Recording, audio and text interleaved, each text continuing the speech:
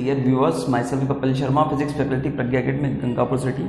I welcome you all on our online YouTube channel, Pragya Academy, Gangapur City. Dear students, in our last lecture, we have talked about the surface energy. In this section, we will be discussing about the excess pressure. Basically जो अपना आज का topic है वो है excess pressure के बारे में. तो एक्सेस प्रेशर अगर अपन देखें तो जब लिक्विड ड्रॉप बनती है, कौन से ड्रॉप? Liquid drop. मैं आपको लास्ट लेक्चर में बता चुका, सॉप बबल के बारे में, एयर बबल के बारे में और लिक्विड ड्रॉप के बारे में. तो एक लिक्विड ड्रॉप स्फेरिकल शेप की होती है. उसके पीछे का लॉजिक क्या होता है? उसके पीछे का लॉजिक होता है सरफेस टेंशन. और वही सरफेस टेंशन उसे स्फेरिकल बना देती है. अब क्या होता है कि सरफेस टेंशन की वजह से जो सरफेस है वो अपने आप को मिनिमम रखने का प्रयास करती है. तो अगर हम देखें कि एक लिक्विड ड्रॉप ली तो लिक्विड ड्रॉप में अंदर क्या भरा हुआ है? लिक्विड. अब जब इसने स्फेरिकल शेप लिया तो सरफेस टेंशन की वजह से क्या करेगी? इसको मिनिमम रखने का प्रयास करेगी और मिनिमम रखने के चक्कर में अंदर वाले लिक्विड को क्या करेगी? कंप्रेस करेगी. क्या करेगी? कंप्रेस. और कंप्रेस करने की वजह से इनसाइड प्रेशर जो होता है ना, पी इनसाइड, वो बढ़ जाता है. कहां से? पी आउटसाइड से. जब इसे दबाया किसने? इस लिक्विड को दबाया. किसकी वजह से? सरफेस टेंशन की वजह से. तो अंदर का प्रेशर बाहर के प्रेशर से क्या हो जाता है? ज्यादा. और जो ये डिफरेंस है ना किसमें? P inside minus P outside, ये जो डिफरेंस है यही क्या कहलाता है? Excess pressure. क्या कहलाता है? Excess pressure. तो what is the excess pressure? If you define the excess pressure तो वो क्या होता है? The difference between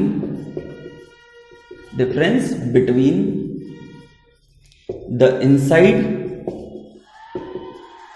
and outside pressure is excess pressure.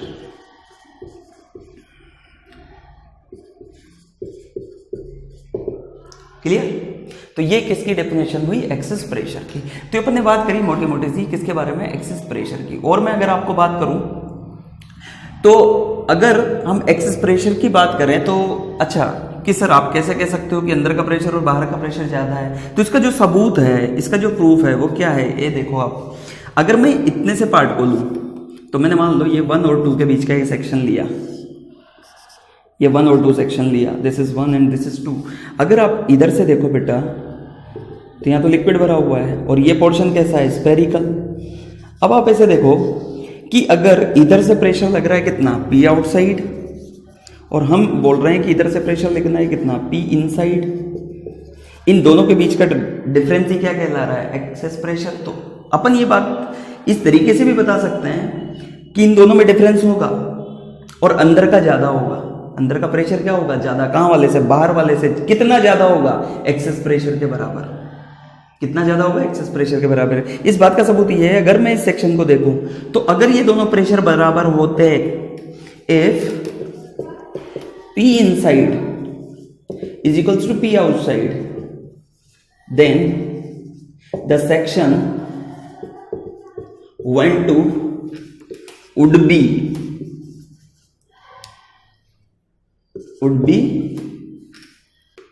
flat. कैसा होता? फ्लैट.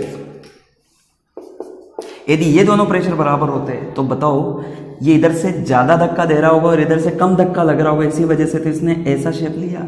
मतलब इधर से देखने पे ये सरफेस कैसी नजर आ रही है? कॉन्वेक्स. और इधर से देखने पे कॉनकेव. क्लियर बात? तो आप ऐसे भी समझ सकते हो कि जिधर का प्रेशर ज्यादा होगा उधर से कॉनकेव सरफेस हो जाएगी. अगर मान लो कि दोनों बराबर होते तो कैसी होती? Flat. But the section 1-2 is curved due to pressure difference. किसकी वजह से है? प्रेशर डिफरेंस की वजह से. ये कैसा शेप है? कर्व. तो इस बात का ये सबूत है कि ये और ये प्रेशर सेम नहीं है. यहां का प्रेशर क्या है? ज्यादा. इक्विलिब्रियम में है. मैं बोल रहा हूं इक्विलिब्रियम में है. ये सेक्शन इक्विलिब्रियम में है, लेकिन आप ये नहीं बोल सकते कि ये इधर का प्रेशर और इधर का प्रेशर क्या है? बराबर. क्लियर बात?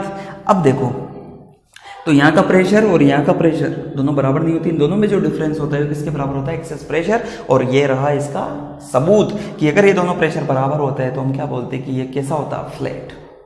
क्लियर बात। चलो, और ये करुड क्यों हुआ, करुड का कारण कि इन दोनों के बीच में क्या है, डिफरेंस किधर का ज्यादा होगा, कि अगर इधर से धक्का ज्यादा लगेगा तो ये इधर बिल्कुल इस तरीके से मुड़ता चला जाएगा, क्योंकि इधर से धक्का क्या लग रहा है, कम। तो इधर जिधर से कम प्रेशर होगा उधर से कैसा होगा, कॉन्वेक्स, और जिधर से ज्यादा प्रेशर होगा उधर से क्या होगा, कॉनकेव। ऐसे भी देख सकते हो आप लोग। क्लियर बात। चलो, अब इसी एक्सिस प्रेशर पर बेस्ड एक टॉपिक है अपना, वो क्या है, एक नहीं दो टॉपिक्स अपन पढ़ेंगे। वो टॉपिक क्या क्या है, तो first topic is axis pressure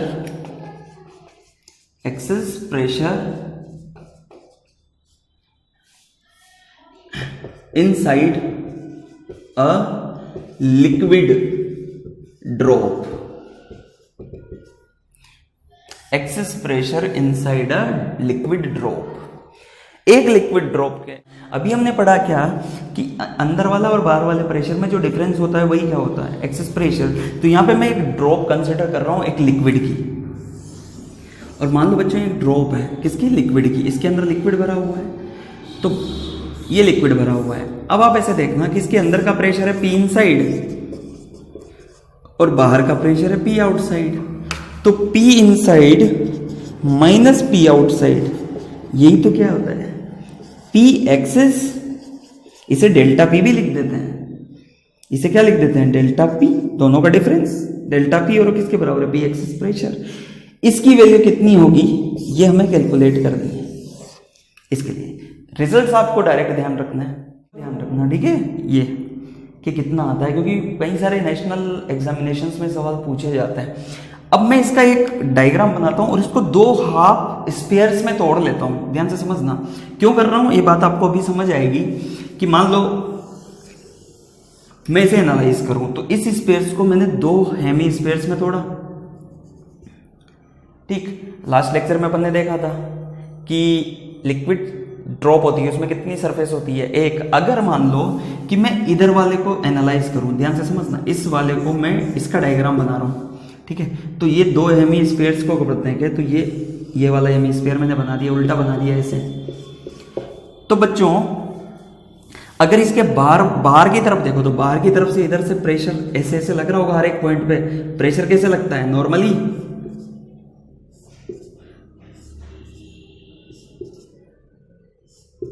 ऐसे। इस साइड से प्रेशर लग रहा होगा, एक तो ये लग रहा होगा। दूसरा ये वाला इधर वाला जो ये वाला पार्ट है, ये वाला पोर्ट भी उसे इधर से प्रेशर दे रहा होगा। तो देखो, एक तो प्रेशर की वजह से फोर्स नीचे लग रहा होगा और एक बाहर वाले प्रेशर की वजह से फोर्स ऊपर लग रहा होगा। अगर मैं इस वाले पोर्शन की बात करूं तो इस पोर्शन पर देखो, ये वाला है ना, ये आपका कौन सा, ये 2πr का जो सरकमफ्रेंस है, इस सरकमफ्रेंस पर सरफेस टेंशन की वजह से फोर्स जरूर लग रहा होगा, टेंजेंशियल टू द सरफेस। अभी बताता हूं कैसे और कितना लग रहा होगा। आपको पता है सरफेस टेंशन की वजह से F बराबर क्या होता है, T into L, where L is 2πr। देखो क्यों हुआ, अगर आप यहां एनालाइज करो तो इस हाफ पोर्शन में, ये हाफ पोर्शन दोनों का कॉमन है, इसको मैंने दो हाफ पार्ट में कर दिया, इधर काटा और इधर काटा। अगर आप देखो तो इस पॉइंट पे देखोगे तो इधर वाला जो पोर्शन है ना, इधर वाला जो ये लिक्विड है ऐसे, ये वाली आधी बूंद है, ये आधी बूंद यहां से ही, तो इस आधी बूंद के इस हाफ के ये वाला पोर्शन, ये पूरा वाला ये वाला पोर्शन इस सरफेस को इधर खींच रहा होगा ऐसे ऐसे, ये वाला इसे इधर खींच रहा होगा। लेकिन हम एक ही को तो एनालाइज कर रहे हैं, किसी भी एक को एनालाइज कर लो। तो ऐसे ही इस सरफेस पर टेंजेंशियल टू द सरफेस ऐसे है, ऐसे तो ऐसे, ये आगे वाला पोर्शन आपको दिख रहा है, तो इस जगह पे ऐसे ऐसे ऐसे ऐसे ऐसे ऐसे ऐसे, कितनी लेंथ पर, 2πr लेंथ पर, इंटू T से मल्टीप्लाई कर दो तो फोर्स आ जाएगा। तो टोटल फोर्स कितना हो गया यहाँ पे, और खिंचाव है तो ऊपर की तरफ, ये वाला पोर्शन इसे खींच रहा है इधर की तरफ, तो मतलब मैंने उल्टा बना दिया तो ऊपर की तरफ। तो कितना टी इंटू 2πr, एक सरफेस है इसलिए। अब इधर से कितना, तो क्या लिखोगे, P inside into pi R square, pressure into area, और ये वाला इसको इधर से दबा भी तो रहा होगा, ये वाला इसे दबा भी तो रहा होगा, धक्का दे रहा होगा इनसाइड प्रेशर की वजह से, तो P inside into pi R square. दूसरी बात, ये P outside into projected area, pressure into area, तो बाहर से कितना प्रेशर लग रहा है, P आउटसाइड, इसे एरिया से मल्टीप्लाई कर दो तो बाहर से जो फोर्स लग रहा है वो भी आ जाएगा।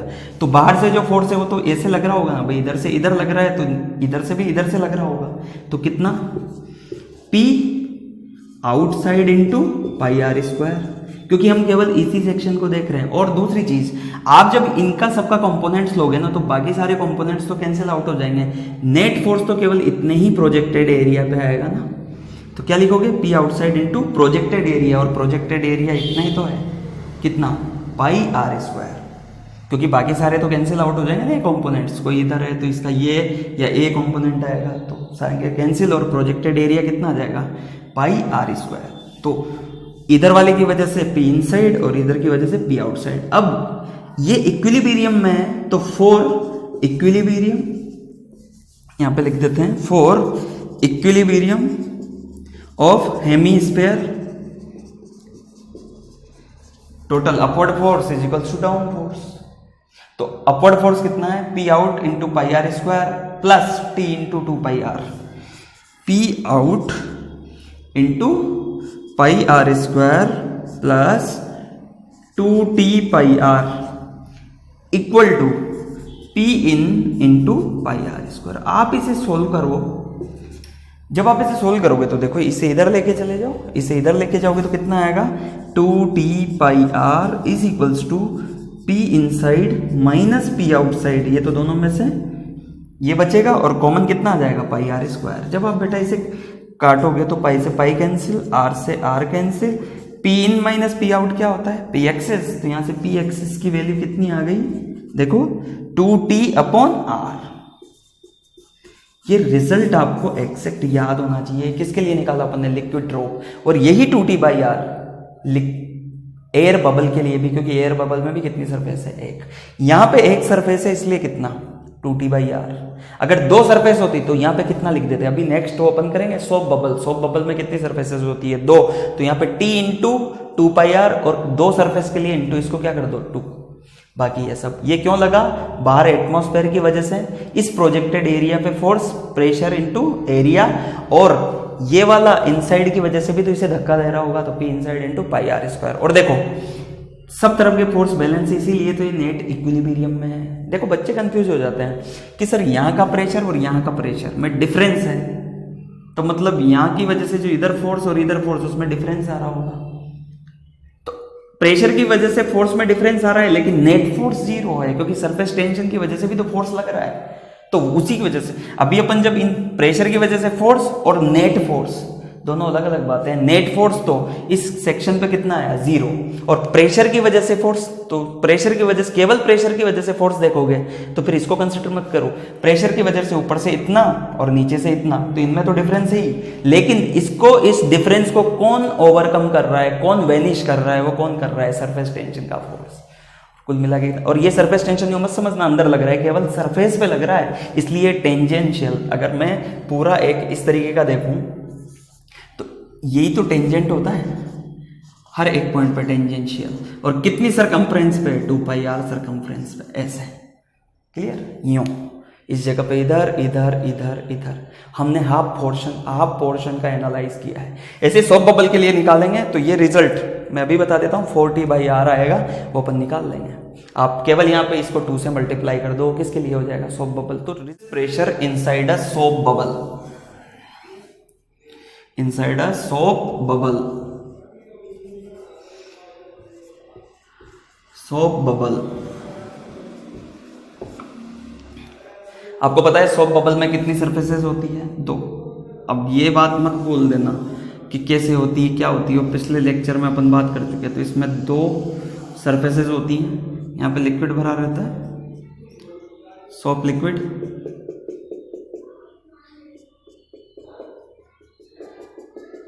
यहाँ पे क्या है, एयर, और बाहर भी क्या है, एयर। पहली बात तो ये। अब आप ऐसे देखो कि जब ये बन रहा था तो अच्छा, इसकी रेडियस भी कितनी ले लेते हैं, आर, और इसकी विड्थ कितनी है, टी। ये टी मोटाई का, यहाँ मतलब यहाँ पे क्या भरा हुआ है, लिक्विड। अब यहाँ पे जो इनसाइड प्रेशर है वो कितना है, पी इन, और आउटसाइड प्रेशर कितना है, P out. Again P in minus P out, इसकी वैल्यू कितनी हो जाएगी, पी एक्सेस। अब हमें इस पी एक्सेस की वैल्यू यहाँ पे भी कैलकुलेट करनी है। अगेन सेम प्रोसीजर, ये स्फेरिकल है जिसका रेडियस कितना है, आर। अब अगर मैं इसके दो पोर्शन हाफ करूं तो हाफ पोर्शन करोगे तो मैं एक हाफ पोर्शन बना लेता हूं ऐसे। तो देखो यहाँ पे दो सरफेसेस आएंगी, ध्यान से सुन लेना इस बात को। तो एक तो सरफेस टेंशन की वजह से ऊपर वाला इसको अपनी तरफ खींच रहा होगा, कितने से, पूरे के पूरे इस पर।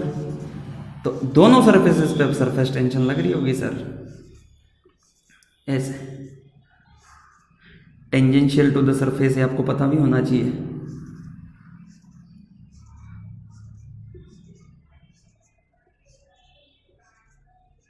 ऐसे इस पर ये पूरा सा दोनों सरफेसेस पे लग रहा होगा। सरफेस टेंशन यदि टी दे रखी है, सॉरी इस बात,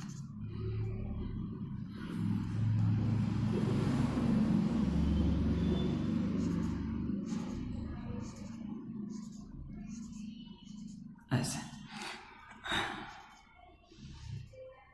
तो जब आप इसे लिखोगे तो कितना लिखोगे, T into two pi R एक सरफेस पर, plus T into two pi R दूसरी सरफेस पे। क्योंकि रेडियस में तो ज्यादा डिफरेंस नहीं है ना, क्योंकि मोटाई बहुत कम है, तो रेडियस तो दोनों की सेम होगी।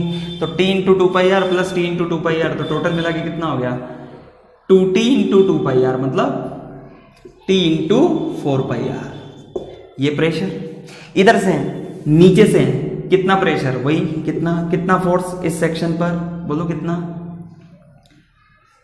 P outside into pi R square. Pi R square ही तो लगभग इसका क्या है, प्रोजेक्टेड एरिया। भाई एरिया तो लगभग वही रहेगा ना, क्लियर बात। तो P outside into pi R square, और ऊपर वाला आधा पोर्शन इससे दबा भी रहा होगा कितने से, P inside into pi R square. Again force को बैलेंस कर दो फॉर इक्विलिब्रियम।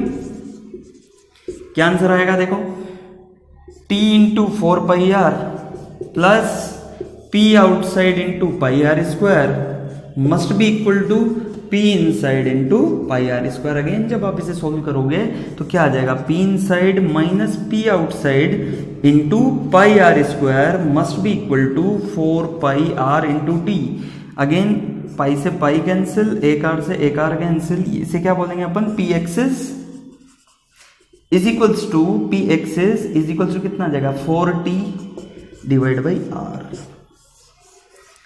तो सीधा सीधा फंडा याद रखो, एक surface 2t by R P excess. जब लास्ट वाला था वो क्या था, लिक्विड ड्रॉप, तो लिक्विड ड्रॉप में एक्सेस प्रेशर की वैल्यू कितनी थी, 2t बाई आर। और अगर यहाँ पे सोप बबल है, सोप बबल में कितनी सरफेसेस होती है, 2, तो आंसर कितना आ गया, 4t बाई आर। बिल्कुल सीधा साधा फंडा, एक सरफेस 2t बाई आर, दो सरफेस 4t बाई आर। और एक्सेस प्रेशर काफी इंपॉर्टेंट टर्म है, इसे आप ध्यान रखना। तो excess pressure inside a soap bubble कितना होता है, 4t बाई आर, और excess pressure in liquid drop हो कितना होता है, 2t by R. This is the topic and very much important results, 4t by R and 2t by R. Note पढ़ते हैं, एक न्यूमेरिकल करते हैं इनफैक्ट।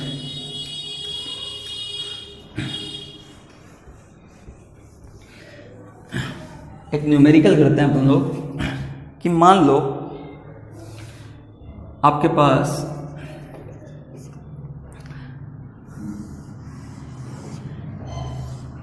ये कोई लिक्विड बॉक्स है, ठीक है, यहां से देखो ये पूरा इसमें लिक्विड भरा हुआ है ऐसे,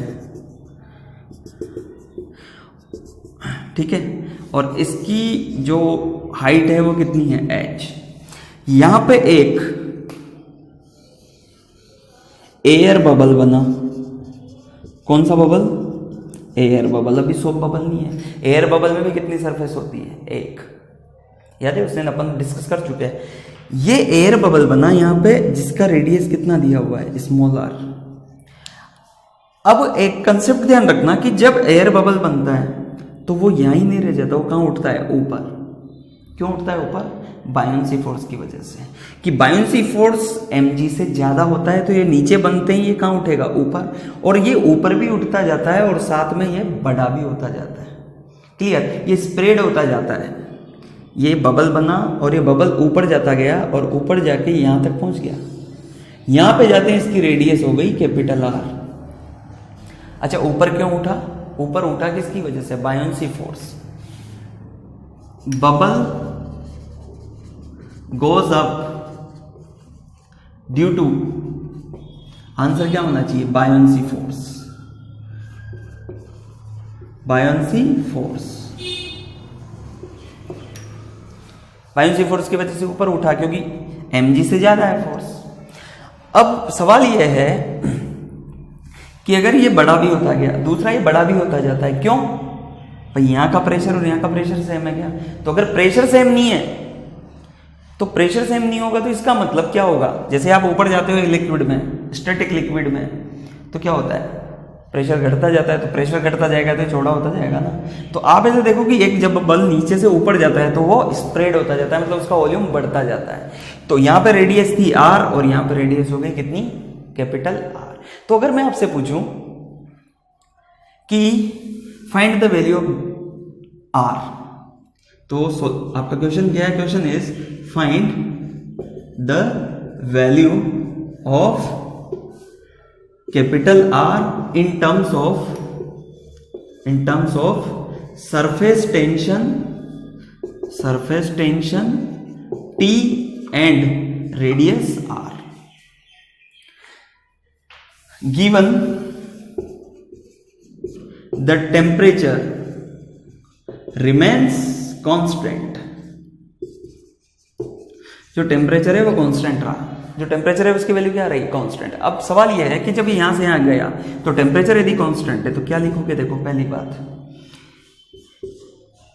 P1 V1 equal to P2 V2। क्यों? क्योंकि टेम्परेचर कांस्टेंट है बेटा, तो आइसोथर्मल प्रोसेस हो गया।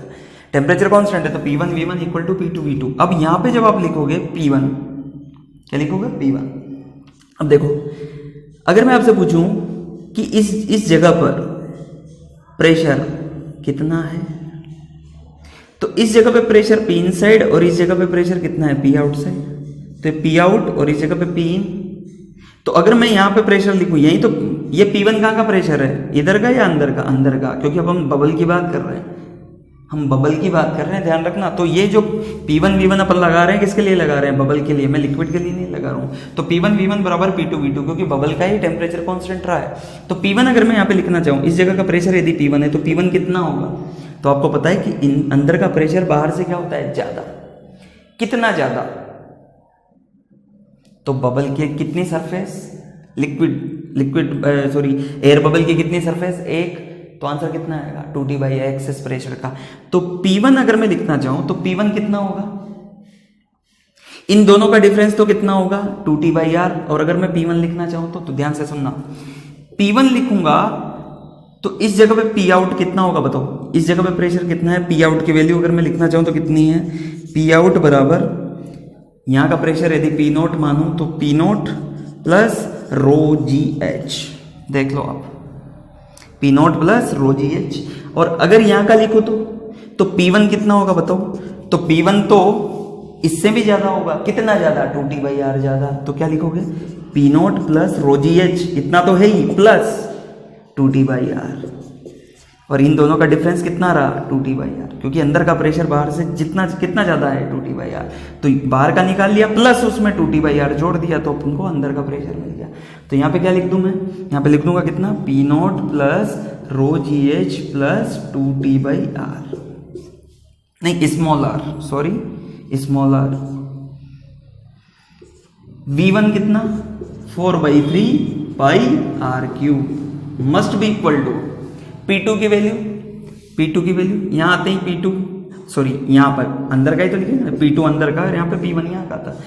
अब बाहर आते हैं इस जगह का प्रेशर तो P नोट के बराबर हो गया। तो यहाँ का कितना? P naught plus 2t by capital R.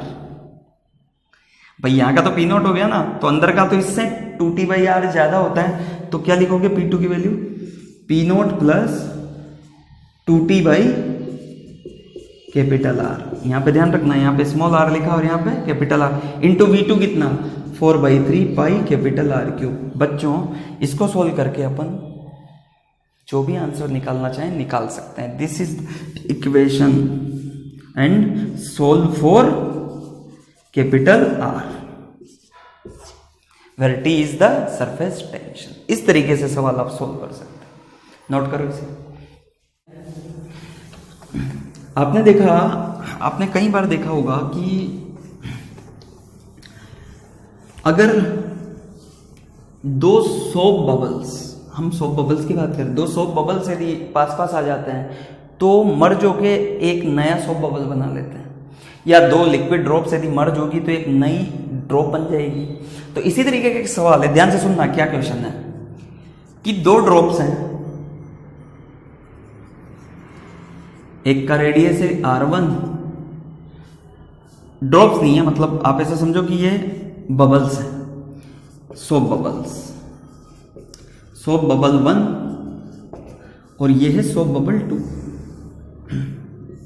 इसका रेडियस है R2। अब ये दोनों जस्ट पास में आए और पास, ये सोप बबल 1 और ये सोप बबल 2, ये दोनों आपस में नजदीक आए और दोनों मिल गए, पूरे नहीं मिले, इनका ये वाला पोर्शन आपस में मिला। तो आपस में मिलेगा तो एक देखो, यहाँ का कर्वेचर कितनी रेडियस का है R1 और यहाँ का कर्वेचर कितनी रेडियस का है R2। जब ये इस जगह से संपर्क में आएंगे तो इस जगह पे जब जुड़ने लगेंगे तो यहाँ का कर्वेचर R1 रहेगा, R2 रहेगा, या कुछ और हो जाएगा। तो बेटा कर्वेचर कुछ और हो जाएगा। देखो कैसे,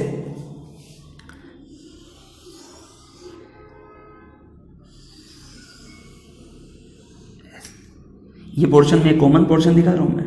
अब आप इसे देखना ध्यान से, इसका कर्वेचर कितना है R1 का, इसका कर्वेचर कितना है R2 का। तो जब ये जुड़ेंगे तो मान लो मैं आपसे पूछूं इस जगह पे प्रेशर कितना है, तो इस जगह पे प्रेशर है P बराबर कितना, बोलो कितना, P0 plus 2T by R, 4T by R, 4T by इसका कितना है R1। और इस जगह का अगर मैं बोलूँ तो P2 इक्वल टू, ये यहाँ का P1 बोल दो और यहाँ का P2 इक्वल टू P0। बाहर का भाई इसका इनसाइड प्रेशर कितना होगा, बाहर वाले से 4T बाई R1 ज़्यादा और यहाँ का बाहर वाले से कितना 4T बाई R2 ज़्यादा। अब अगर मैं इस कॉमन पॉइंट पर देखूँ तो इस कॉमन पॉइंट पर अगर आप देखो तो इधर से कितना प्रेशर लग रहा है, इतना, और इधर से कितना प्रेशर लग रहा है, इतना। तो बताओ ये कैसा हो जाएगा, ये कर्वेचर ऐसा होगा या बिल्कुल फ्लैट रहेगा, बताओ मुझे। तो अगर अपन देखें तो क्या होगा कि जिधर से ज़्यादा प्रेशर लग रहा होगा उधर से देखने पे कॉनकेव नजर आएगा, जिधर से ज़्यादा प्रेशर लगेगा उधर से देखने पे क्या नजर आएगा, कॉनकेव। तो अगर मैं इन तीनों को ABC नाम दूं, ABC, तो A तो कब होगा, मतलब ये वाला कर्वेचर कब बनेगा, ये वाला कर्वेचर तो तब बनेगा जब इधर का प्रेशर ज़्यादा हो और इधर का कम हो। ये कब बनेगा बिल्कुल फ्लैट, जब दोनों प्रेशर बराबर हो। और इधर वाला ये कब बनेगा, जब इधर का ज़्यादा हो। तो आप देखो इधर से तो इतना प्रेशर लग रहा है और इधर से इतना प्रेशर लग रहा है। आप मुझे बताओ P1 ज़्यादा है P2 ज़्यादा है, तो देखो दोनों में कॉमन P0 तो दोनों में आ रहा है, 4T भी दोनों में आ रहा है। अब जिसका रेडियस ज़्यादा होगा उसके लिए P1 कम होगा। देखो R1 के इन्वर्सली प्रोपोर्शनल है, तो किसका रेडियस ज़्यादा है, इसका, तो ये P2 क्या होगा, कम। तो क्या देखोगे कि sir P2 is less than P1, P2 is less than P1। तो अगर P2 is less than P1 तो इधर से ज़्यादा धक्का लग रहा होगा, तो वास्तविक कर्वेचर है जो कैसा हो जाएगा 3, C वाला। तो अगर मैं आपसे पूछूं कि इसका रेडियस ऑफ कर्वेचर कितना होगा, तो मैं इसकी रेडियस ऑफ कर्वेचर तो अच्छा होगा तो कौन सा, C वाला ही होगा ना। तो मैं इन दोनों को मिटा देता हूँ। क्यों हुआ ऐसा, क्योंकि सर इधर से ज़्यादा धक्का लगा रहा है, तो ये वास्तविक कर्वेचर, इनका जो कॉमन कर्वेचर है वो कुछ ऐसा हो जाएगा। और बूंदे भी, ये जो सोप बबल्स है ना, आपने देखा होगा कि बाल्टी में बहुत सारे बुलबुले बन जाते हैं ऊपर और वो आपस में मर्ज होते रहते हैं धीरे धीरे धीरे धीरे। झाग जैसा ऊपर दिखता है ना, उसमें बुलबुले देखते हो आपस में मर्ज होते रहते हैं, तो वो इसी तरीके से जब वो बिल्कुल कॉन्टेक्ट में आए तो ऐसा सरफेस बन गया। और डिपेंड करेगा कि किधर का प्रेशर ज़्यादा है। क्लियर? तो ये कर्वेचर बन गया। अब इस कर्वेचर की वैल्यू कितनी होगी? मान लो यहाँ का रेडियस ऑफ कर्वेचर कितना है R। अब देखो इसे सोल्व कैसे करोगे। इधर से प्रेशर इतना और इधर से प्रेशर इतना। क्लियर? और सोप बबल के में अगर इन दोनों का जो डिफरेंस आएगा वो अगेन 40/R के बराबर होना चाहिए। देखो कैसे, देखो सुनना ध्यान से। इधर का कितना था? P1, तो P1 माइनस P2 किसके बराबर आना चाहिए? 40/r। इधर से प्रेशर और इधर से प्रेशर का डिफरेंस सोप बबल के केस में एक्सेस प्रेशर ही तो होता है, और किसके बराबर आ जाएगा? 40/r। P1 की वैल्यू ये रही कितनी? P0 plus 40/r1 minus P2 की value P0 plus 40/r2 must be equal to 40/r, where small r the new curvatures radius. तो यहाँ पे P0 से P0 कैंसिल हो जाएगा, तो यहाँ से 4t कॉमन ले लो, अंदर क्या बचा? 1/r1 minus multiply 1/r2 equals to 40/r। 40 से 40 cancel, again 1/r equal to 1/r1 minus 1/r2। आप चाहो तो इसे r के टर्म्स में भी निकाल सकते हो। r कितना हो जाएगा? r2 माइनस r1, ऐसे r1 r2 upon r2 minus r1। This is the new curvature. ये भी एक इंपॉर्टेंट रिजल्ट है जो आपको याद होना चाहिए। कैसे निकाला? इस प्रोसीजर को आप ध्यान से समझना। जिसका रेडियस कम उसके अंदर प्रेशर ज्यादा, दोनों बुलबुलों में भी। तो इधर से ज्यादा धक्का लगा, इधर से कम, तो ये क्या हो गया? जिधर से ज्यादा प्रेशर होता है उस साइड से कैसा दिखना चाहिए? कॉनकेव, और जिधर से कम होता है उधर से कॉन्वेक्स, ऐसे। क्लियर? और कॉमन के लिए इन दोनों का डिफरेंस भी 40/r के बराबर आना चाहिए, जहां पे r इस जगह की रेडियस। क्लियर बात? अगर बिल्कुल प्रेशर डिफरेंट, मतलब दोनों अगर प्रेशर बराबर होते तो बिल्कुल फ्लैट होता, लेकिन फ्लैट है या उधर मुड़ गया? उधर मुड़ गया। क्यों? क्योंकि इधर का प्रेशर क्या है? ज्यादा। This is again the important concept, remember this.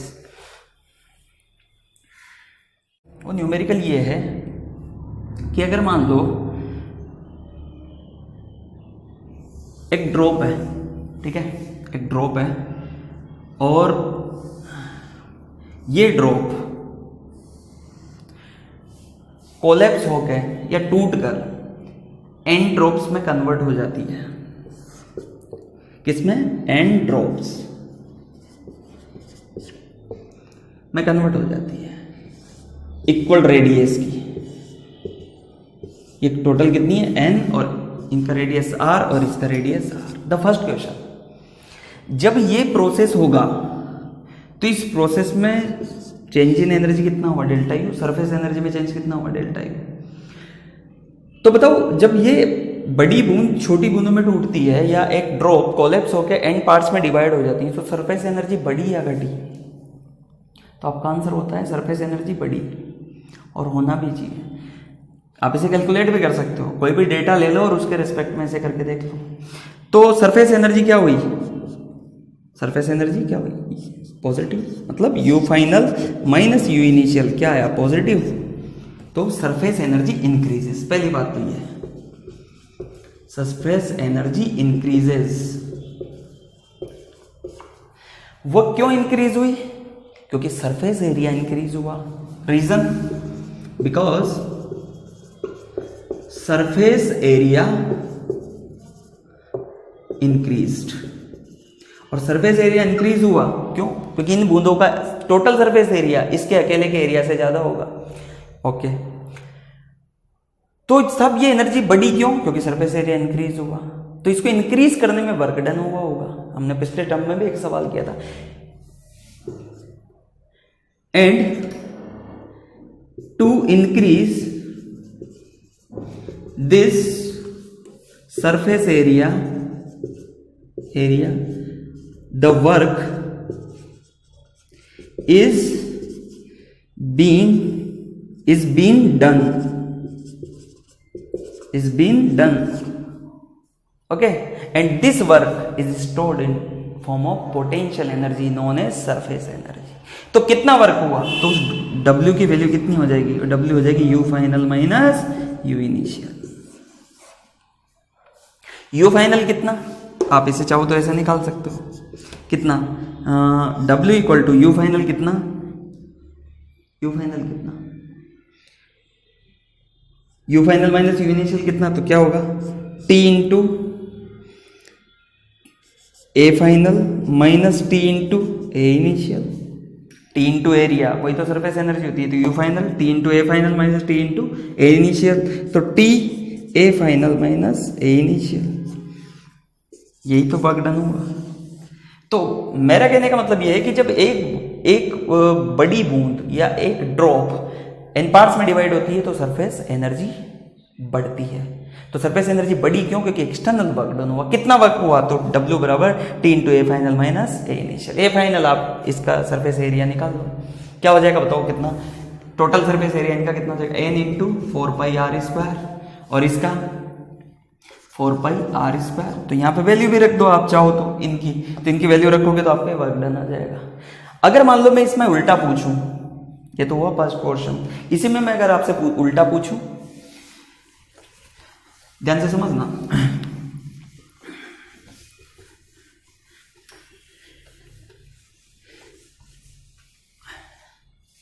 if n drops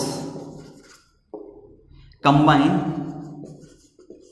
to form a single drop, then surface energy decreases, surface energy decreases. तो वो जो एनर्जी घटी वो गई कहां, डिक्रीजेस, वो जो एनर्जी घटी वो गई कहां भाई। जब एक बूंद एन बूंद में टूटी तो क्या हुआ, एन ड्रॉप्स में टूटी तो क्या हुआ, सरफेस एनर्जी इंक्रीज, और जब वह एन ड्रॉप्स मिलकर एक सिंगल ड्रॉप बनाती है तो वहां पे सरफेस एनर्जी क्या हुई, डिक्रीज हुई। तो डिक्रीज होके गई कहां, पहले केस में इंक्रीज हुई थी और इसमें क्या हुई, डिक्रीज तो गई कहां। तो ध्यान रखना, and this decreased energy will be utilized to raise the temperature of the big drop. जैसे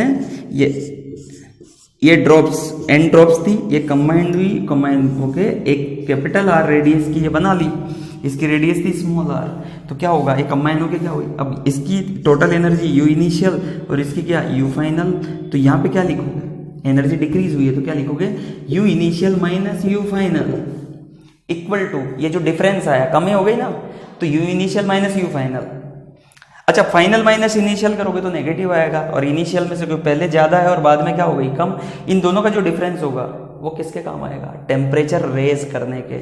और टेम्परेचर रेज करने के केस में आपको पता है ना क्या लिख दोगे, MC डेल्टा T या डेल्टा थीटा, जहाँ पे डेल्टा थीटा क्या है, रेजेंट टेम्परेचर। तो U initial minus U final, इसको क्या लिख दोगे, T A initial minus A final equal to MC delta theta, जहां पे याद है ना अपन ने ये उसमें पढ़ा था, MS mass, C is specific heat and delta theta change in temperature.